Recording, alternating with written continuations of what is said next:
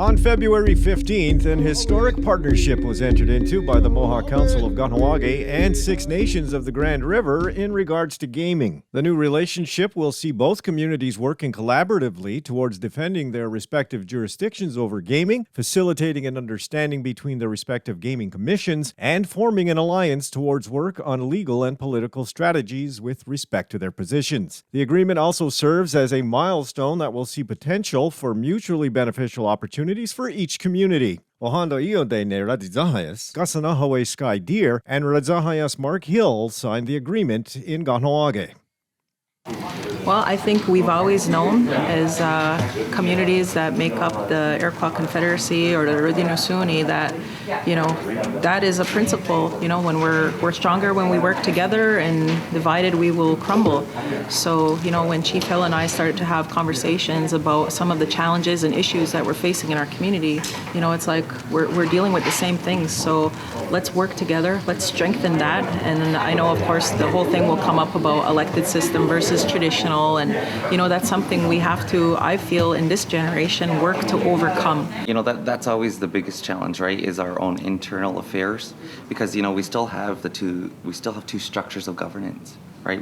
We have our Confederacy, our Haudenosaunee Confederacy Chiefs Council, as well as the elected imposed system. And we all know what happens there within that governance challenge, right?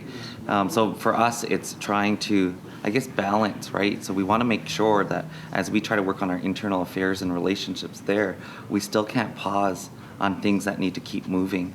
And as things happen, Ontario and Canada aren't pausing on legislation. So we need to make sure that, we're being proactive in situations. So I think this gives us an opportunity to be proactive and to really, again, continue to assert our inherent jurisdiction. I think it's timely now that governments are starting to realize the rights that Indigenous people hold, the strength that we hold, and that, when we're working together, that possibilities are endless. So I'm hopeful that, this is the start of something that can trickle and ripple through the other sister communities, and that we could create these kind of partnerships and alliances. Now is the time, based upon the aggressive legislation that's happening.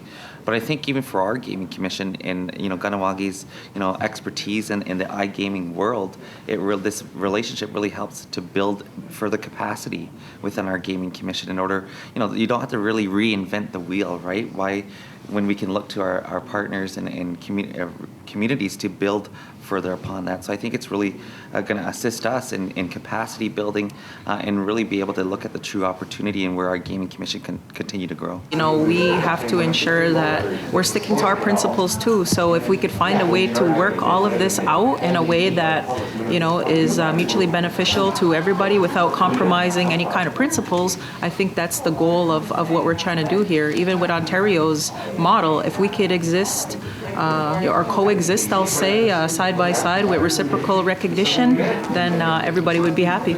As we all know, one arrow is not as strong as a bundle. And I think if we continue to do, we really wanted to set an example, and talking with Grand Chief, this is exactly what we need to do across the board when we talk about, our relationships with each other in our communities.